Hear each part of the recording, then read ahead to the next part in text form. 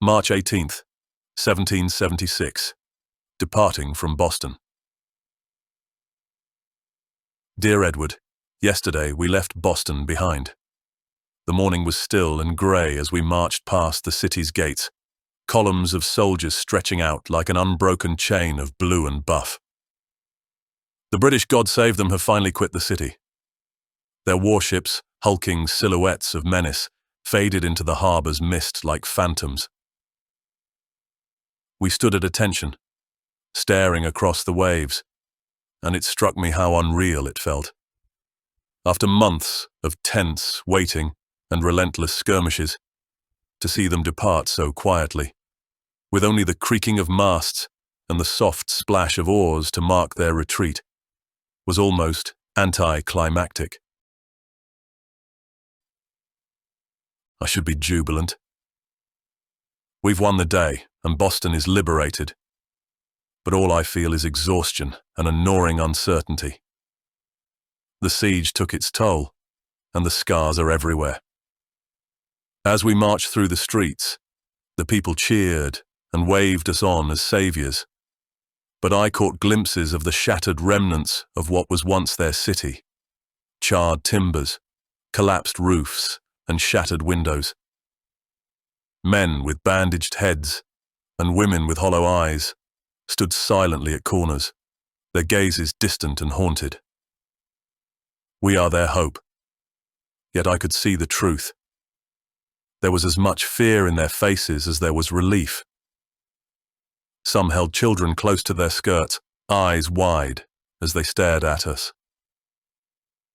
Behind every cheer lurked anxiety. Boston may be free, but for how long?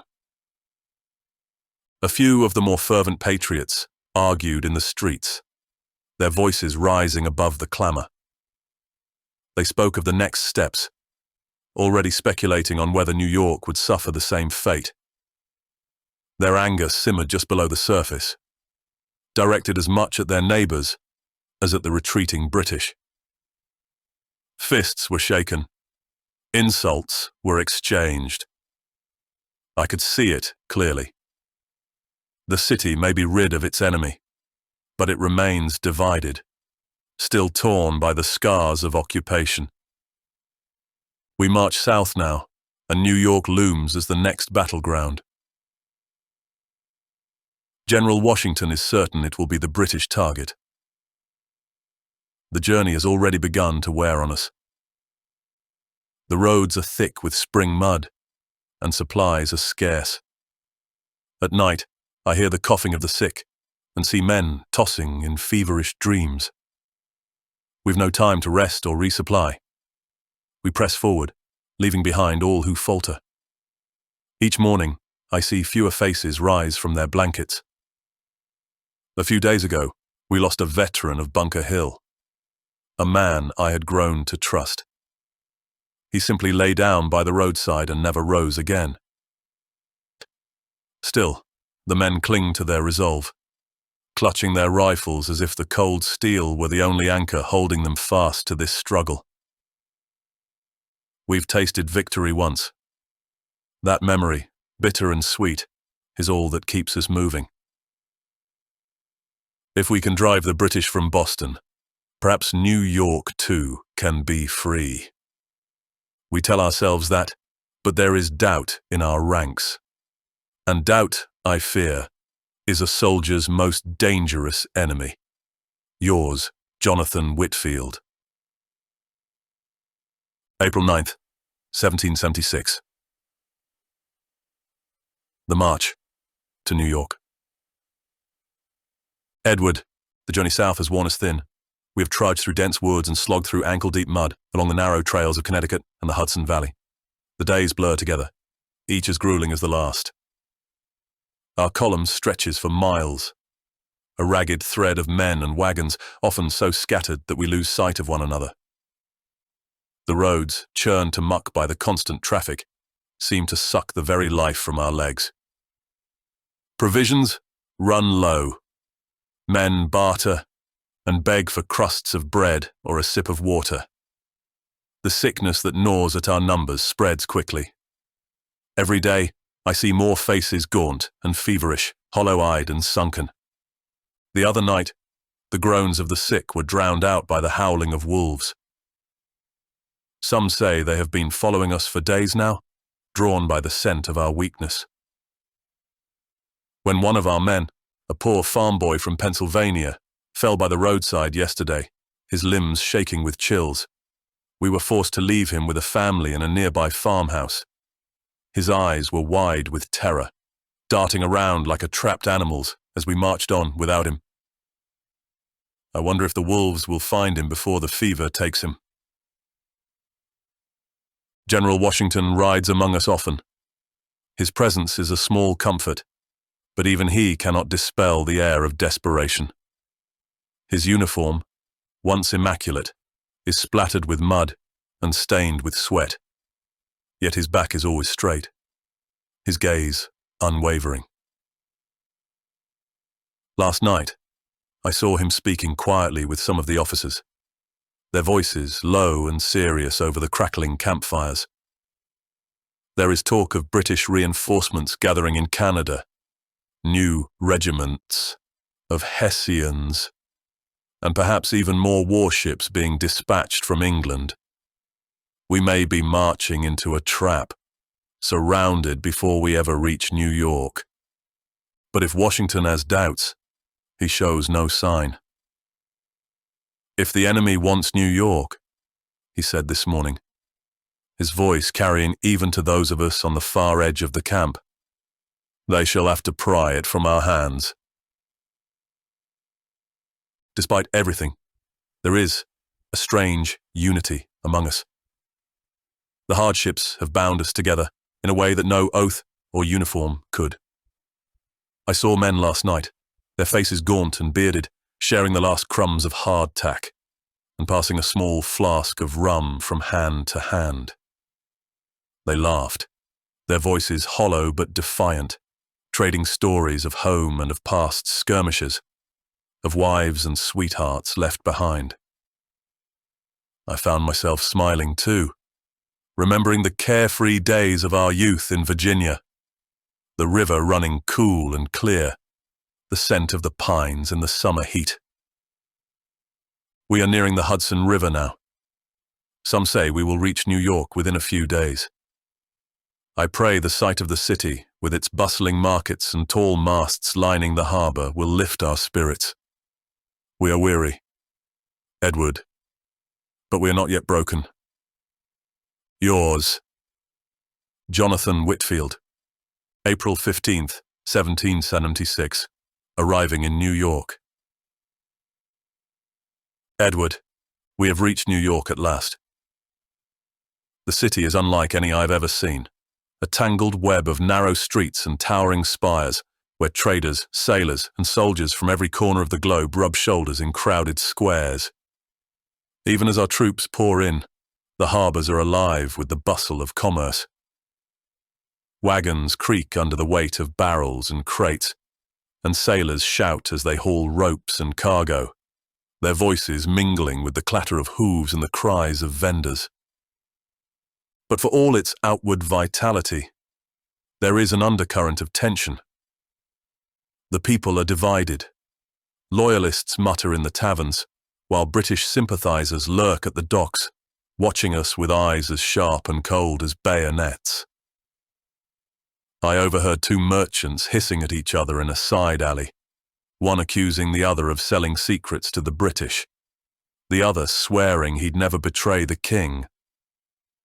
It nearly came to blows before they realized I was there. Washington has ordered us to fortify every approach. We've begun digging trenches, throwing up breastworks, and setting up batteries along the waterfront. The officers say we'll be ready if the British try to land. But I've seen the look in the eyes of some of the men. They know how thinly spread we are, and how woefully outmatched our makeshift defenses would be against a full assault. There are whispers that Howe's army will come with thousands, perhaps tens of thousands of soldiers. And if that happens, What hope do we have of holding this city? Washington summoned his officers this morning. He stood before a large map spread across a table in his tent, his hands tracing the lines of our defenses. I stood outside, just beyond the flap, straining to hear every word. New York is the gateway to the colonies, he said, his voice stern. If we lose it, the British will cut the heart out of our rebellion. We cannot let that happen.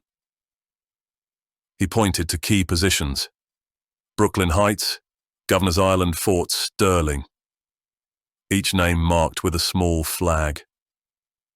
His finger hovered over them, as if willing the symbols to become stronger, more real. Still, we will fight. To do less would be to betray all we have fought for thus far.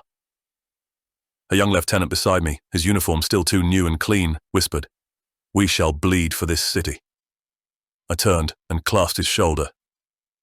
"Yes," I murmured, "but we will not yield." Many among us whisper of another siege, a grim prospect after Boston, but there is no turning back. We must make a stand. Yours, Johnathan Whitfield. August 22nd, 1726, the British landing at Long Island. Edward, the calm before the storm, has finally broken. 3 days ago, our sentries spotted a fleet of British warships rounding the tip of Staten Island, their sails bristling like the wings of some great, menacing bird. A thunderous chorus of cannon fire announced their arrival. The shells struck the water near our positions, throwing up towering geysers of seawater. Men scrambled along the defenses, dragging cannons into place and shouting orders. From my post, I could see dozens of troop-laden ships steering for the southern shores of Long Island. Washington ordered all of our available forces to take up positions along the Gowanus Heights and the roads leading inland. As we rushed to fortify our lines, the news spread quickly. General Howe was landing with nearly 20,000 British and Hessian soldiers. The scale of it is staggering. We are outnumbered nearly 3-1. Every man's face I passed seemed to pale with the realization. And still, they came. Boats crammed with red-coated infantry and green-jacketed Jaegers, disembarking with terrifying efficiency, their officers barking commands as the troops formed ranks along the beaches. For days, they've been probing our defenses, skirmishing with our outposts and pushing their lines forward inch by inch. Last night, I watched through the smoke as a company of Hessians crept up on one of our pickets. Our boys opened fire, their muskets flashing in the darkness, but it was like striking at shadows. The Hessians returned volley after volley, advancing steadily. I heard their officers shouting in German, the guttural commands ringing out across the battlefield. We were forced to fall back, leaving the position to the enemy. The tension is unbearable. Washington has ordered us to hold, but we cannot match their numbers or their firepower. We can only dig in and wait. General Putnam has taken command of the center, and Lord Stirling commands the left flank, just beyond our lines. There are rumors that Howe is planning a frontal assault to break us in one decisive blow. I cannot say if this is true, but the men steel themselves for whatever comes next. Even now, I can hear the crackle of musket fire in the distance, a grim reminder that the enemy is closing in. We are not ready, Edward. The fortifications are unfinished, and our men are stretched thin across a wide front. I saw Washington himself riding along the lines today, his expression dark and troubled. If Howe attacks with his full strength, I fear we will be swept away like leaves before a storm. Yours, Johnathan Whitfield. Uri Semnisik. Edward, the battle began at dawn. British cannons roared to life, their booming cries ripping through the misty morning air. Our scouts had warned us of the enemy's approach, but none of us expected them to strike so swiftly or with such force. The British landed under cover of darkness, thousands of redcoats and Hessians pouring onto the southern shore like a rising tide. I saw their ranks glint in the early light, their bayonets flashing as they marched with mechanical precision. Washington had stationed us along the Gowanus Heights, a defensive position that he hoped would delay their advance. General Putnam took the center, while Lord Stirling's Marylanders held our vulnerable left flank. But Howe was no fool. His main force feinted at our front, drawing us into a bitter firefight. At the same time, a massive flanking column under General Clinton slipped through Jamaica Pass, a route we believed impassable for an army of that size. They fell upon us like wolves, their muskets flashing in the gloom. Our lines were thrown into chaos. We fired volley after volley, but it was like trying to hold back the ocean. The Highlanders came at us first, their kilts swirling as they charged, their war cries mingling with the screams of the dying. I saw entire companies shattered in minutes, our men trampled beneath the enemy's boots. Hessian Jaegers followed, their green coats blending into the shadows as they fired and advanced with chilling efficiency. Their volleys ripped through us, leaving only silence and blood. Lord Stirling's stand was heroic. His Marylanders fought like lions, forming and reforming lines even as their numbers dwindled. At one point, I watched him rally a group of men who had broken, his sword flashing as he shouted, "Hold the line! Hold it for your lives!" But it was no use. The British closed in from all sides, bayonets gleaming as they pressed forward. And then Washington arrived. I saw him galloping along the line, his face set in grim determination. "Stand fast!" he shouted, his voice cutting through the din of battle. "Hold the heights!" For a moment, the sight of him seemed to steady us. We reformed on the crest of the hill, muskets roaring as we poured fire into the advancing redcoats. But the flanking force struck just then, Clinton's men crashing into our left with a force like a hurricane.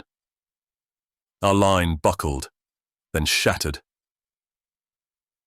It was a rout, Edward. Men threw down their muskets and ran, their screams mingling with the clash of steel. I saw men I had marched with for months cut down like wheat. Yet amidst the carnage, Lord Stirling made one last stand. He rallied the Marylanders around him, their bayonets fixed as they faced the enemy. They held for as long as they could, buying us precious minutes, time enough for the remnants of our shattered force to fall back to Brooklyn Heights. By nightfall, we were huddled on the heights, bloodied and broken. The British fires burned brightly on the hills, their guns poised to obliterate us. Come morning. Over 1,000 of our men were lost, and what's left of our army is trapped against the sea. It was a defeat, Edward, a brutal, crushing defeat. Yet amidst the horror, there was a strange sense of pride. We had stood against the best army in the world, and though we were broken, we had not been cowed. We will regroup, and when the time comes, we shall rise again. Your cousin, Johnathan Whitfield.